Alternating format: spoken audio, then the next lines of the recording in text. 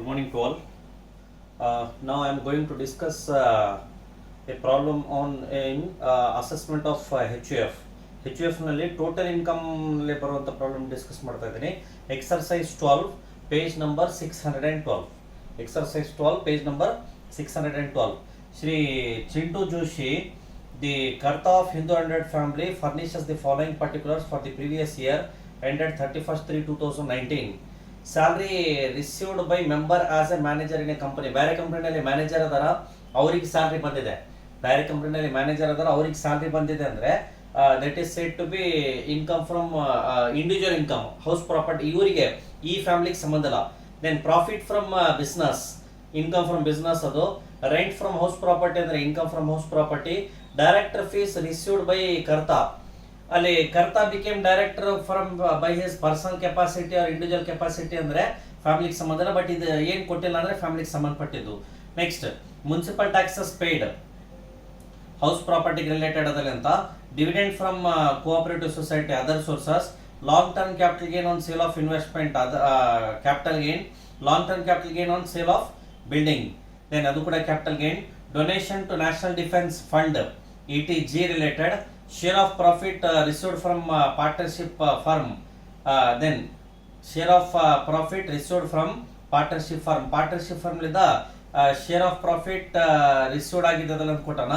Then salary paid to member of a family who is looking after the family business. Salary paid to member, salary paid to karta if it is reasonable, allowed to deduct allowable expenditure. Expenditure on religious function of the family 3000 rupees ಅದನ್ನು ಕೊಟ್ಟನ. The following payments are made by the family. ಫ್ಯಾಮಿಲಿಂದ ಕೆಲವೊಂದು payments ಮಾಡೋದಲ್ಲ ಅಂತ ಕೊಟ್ಟಾನ ಅದರಲ್ಲಿ.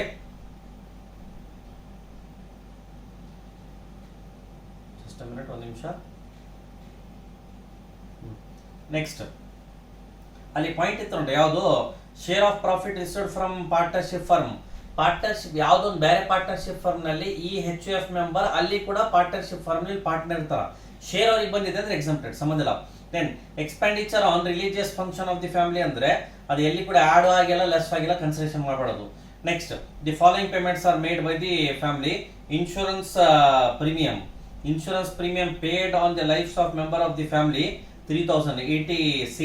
Subscription to NSC ETC. Compute total income of the family for the assessment year 19 and 20 ಅದರಲ್ಲಿ ಅಂತ. ಎಕ್ಸರ್ಸೈಸ್ 12 ನೋಡ್ರಿ, ಪೇಜ್ ನಂಬರ್ 612. ಫಸ್ಟ್ ಅವರಲ್ಲಿ roman 1, income from business, major head.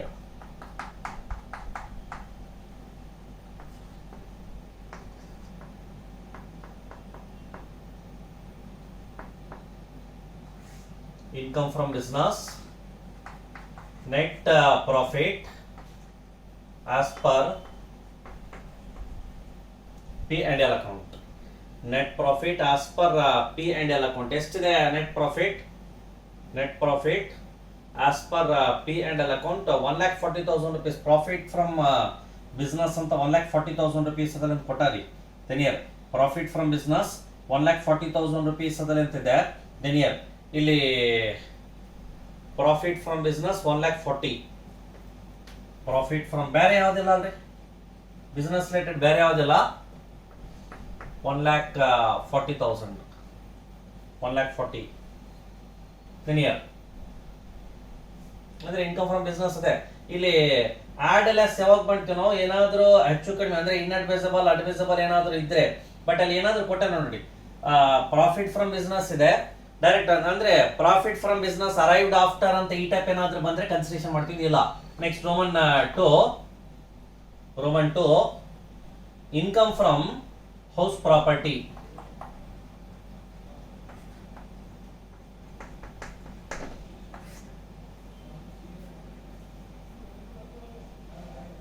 Roman 2 income from house property. Then ಯಾವುದು ಕೂಡ ಅಂದ್ರೆ income from house ಪ್ರಾಪರ್ಟಿನಲ್ಲಿ rent from let out property, municipal tax ಕೂಡ ಇದೆ. ಎಷ್ಟಿದೆ ರೀ? ರೆಂಟ್ ಫ್ರಮ್ HP 32,000 rupees ಅದರಲ್ಲಿ ಅಂತಿದೆ. Then year rent received being gross annual value, rent received being gross annual value 32,000 less municipal tax paid, less municipal tax paid 2,000. municipal tax paid 2000. 30,000 rupees is net annual value.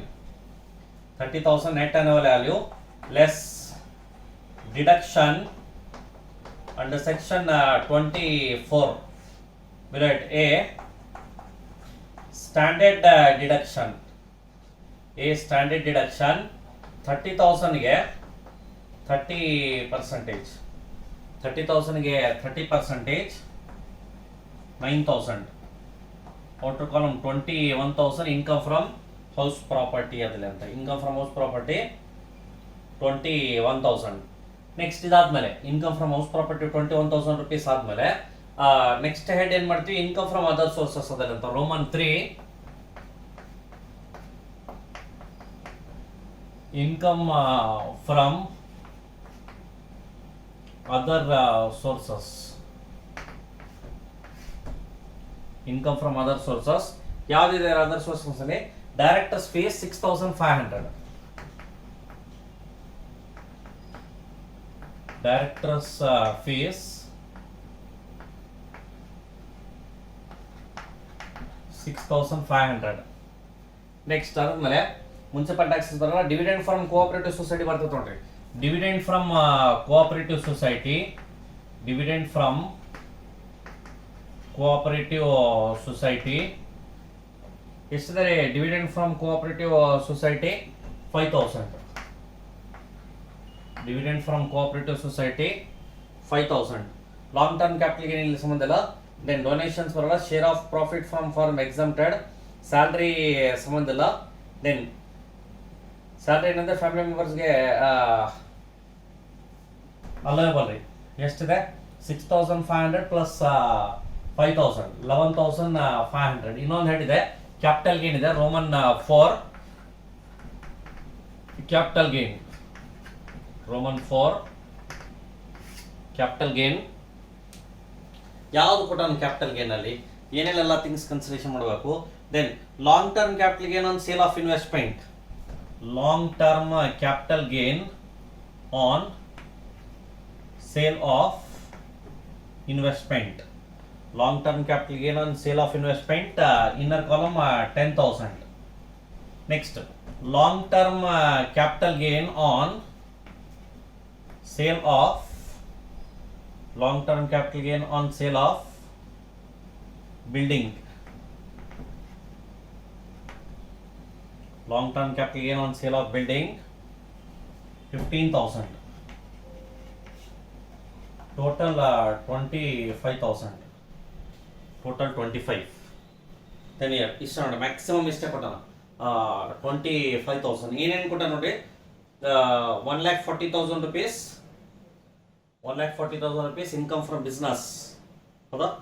Income from business 1,40,000 plus 21,000 rupees house property plus 11,500 rupees other sources plus 25,000 rupees ಯಾವುದು capital gain ಅದಲ್ಲ ಅಂತ. Total ಸೇರಿ ನಮಗೆ 1,97,500. 1,97,500. This is gross total income less deduction under section 80 below it 80C ಯಾವ್ದಿದೆ? LIC premium ಏನಾದರೂ payment ಮಾಡಿದ್ರೆ, LIC premium ಏನಾದರೂ payment ಮಾಡಿದ್ರೆ 80C under less ಮಾಡ್ತೀವಿ. ಏನಾದ್ರು ಐತೆ ನೋಡ್ರಿ 80C ಗೆ ರಿಲೇಟೆಡ್ ಎಕ್ಸ್ಪೆಂಡಿಚರ್ ರಿಲೀಸ್ ಅದ ಯಾವುದು ಕೂಡ ಬರಲ್ಲ. ಡೊನೇಷನ್ ಕೊಟ್ಟಾರಿ, ಡೊನೇಷನ್ ಕೊಟ್ಟಾರ 5,000 rupees ಡೊನೇಷನ್ ಕೊಟ್ಟಾರ ಅಂದ್ರೆ 80G ನ್ಯಾಷನಲ್ ಡಿಫೆನ್ಸ್ ಫಂಡ್ ಅದಲ್ಲಿ ಅಂತಿದೆ.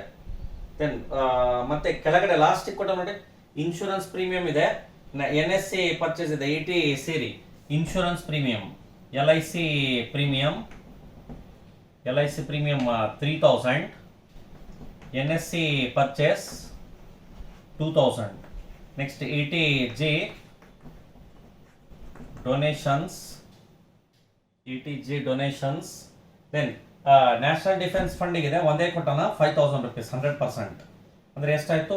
10,000 rupees ಟೋಟಲ್. 10,000 rupees ಲೆಸ್ ಮಾಡಿದರೆ 1,87,500. This is total taxable income.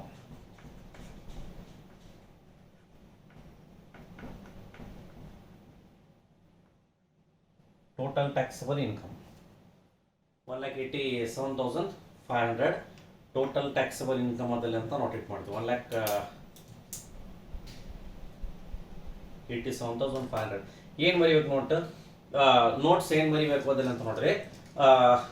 Salary received by member as A manager of A company is personal income, individual income that is not related to family should not take into consider. Then ಇಲ್ಲಿ profit from business ಅದಲ್ಲಿ ಅಂತಿದೆ. ಇಲ್ಲಿ profit from business ನಲ್ಲಿ after deducting before deducting ಯಾವುದು ಕೂಡ ಕೊಟ್ಟಿಲ್ಲ, consideration ಮಾಡಬಾರ್ದು.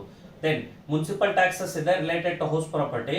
Director fees ಇಲ್ಲಿ ನೆನ್ಪಿಡ್ರಿ, ಡೈರೆಕ್ಟರ್ ಫೀಸ್ ಅಂತ ಕೊಟ್ಟು director became director by his individual capacity or personal capacity ಅಂದ್ರೆ ತಗೋಬಾರ್ದು. ಏನು ಕೊಟ್ಟಿಲ್ಲ ಅಂದ್ರೆ ಅದರ್ ಸೋರ್ಸಸ್.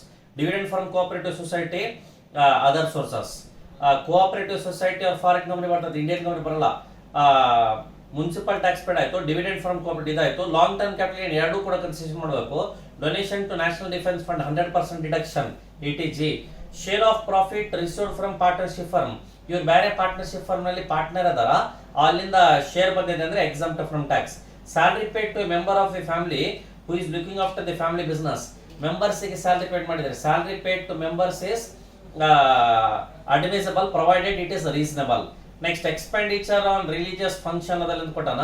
ರಿಲಿಜಿಯಸ್ ಫಂಕ್ಷನ್ ಗೆ ಎಕ್ಸ್ಪೆಂಡಿಚರ್ ಏನಾದ್ರು ಮಾಡಿದ್ರೆ ದಟ್ ನಾರ್ ಡಿಡಕ್ಟೆಡ್ ನಾರ್ ಆಡೆಡ್ ಬ್ಯಾಕ್, ಯಾವುದು ಕೂಡ ಮಾಡಿಲ್ಲ ಅಂದ್ರೆ ಅಷ್ಟೇ ಬಿಟ್ಬಿಟ್ರಿ, ಯಾಕಂದ್ರೆ ಪರ್ಸನಲ್ ಆಗಿ ಕೊಟ್ಟಾರ. Following are the payments: insurance premium ETC ಗೆ eligible. Then subscription to NSA ಅದು ಕೂಡ ETC ಗೆ ಎಲಿಜಿಬಲ್. ಇದರಲ್ಲಿ ಸೇಮ್ ಟೈಪ್ ಬರ್ತಾವ್ರಿ, ಯಾವುದು ಕೂಡ ಈ ಪ್ರಾಬ್ಲಮ್ಸ್ ಅಲ್ಲಿ ಚೇಂಜಸ್ ಇಲ್ಲ. 6 ಪ್ರಾಬ್ಲಮ್ಸ್ ಡಿಸ್ಕಸ್ ಮಾಡಿದ್ವಿ ನಾವು ಟೋಟಲ್, ಯಾವುದು ಕೂಡ ಚೇಂಜಸ್ ಇಲ್ಲ. ಬಟ್ ಏನಂದ್ರೆ ಇನ್ಕಮ್ ಫ್ರಮ್ ಸ್ಯಾಲರಿ ಬರಲ್ಲ. ಟೋಟಲ್ ಇನ್ಕಮ್ ಅಂದ್ರೆ house property, business and profession, capital gain, other sources. 80 deduction and section 18 ಕೇಳಿರ್ಬೋದು.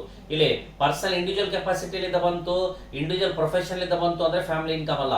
ಅವ್ರು ಡೈರೆಕ್ಟರ್ ಆಗಿದ್ದು ಪರ್ಸನಲ್ ಕೆಪಾಸಿಟಿ ಅಲ್ಲಿಂದ ಆಗಿರಂದ್ರೆ ಫ್ಯಾಮಿಲಿಗೆ ಸಂಬಂಧ ಇಲ್ಲ ಅದನ್ನ ಅಂತ ನಾವು ಟ್ರೀಟ್ ಮಾಡ್ತೀವಿ. ಬೇರೆ ಎಲ್ಲ ಇನ್ಕಮ್. ಆಮೇಲೆ ಬೇರೆ ಫರ್ಮ್ ನಲ್ಲಿ ಪಾರ್ಟ್ನರ್ ಇದ್ರು ಅಲ್ಲಿಂದ ಬಂತು, ಕನ್ಸಿಡರೇಷನ್ ಮಾಡಬಾರ್ದು. ಕನ್ವರ್ಟೆಡ್ ಪ್ರಾಪರ್ಟಿ ಇತ್ತು, ಕನ್ಸಿಡರೇಷನ್ ಮಾಡಬಾರ್ದು. ಈ ಸ್ಟೀಟಪ್ ಮಾಡಿ ಒಂದು 5-6 ನೋಟ್ಸ್ ಅಂತ ಕಂಪಲ್ಸರಿ ಬರೆಯಬೇಕು, ಕ್ಲಿಯರ್ ಆಗಿ ಕಂಪಲ್ಸರಿ ಮಾಡಲೇಬೇಕು ಅದನ್ನ ಅಂತ ನಾವು ಟ್ರೀಟ್ ಮಾಡ್ತೀವಿ. ನೆಕ್ಸ್ಟ್ ಕ್ಲಾಸ್ ನಲ್ಲಿ ನೆಕ್ಸ್ಟ್ ಚಾಪ್ಟರ್ ಡಿಸ್ಕಸ್ ಮಾಡೋಣ. Thank you.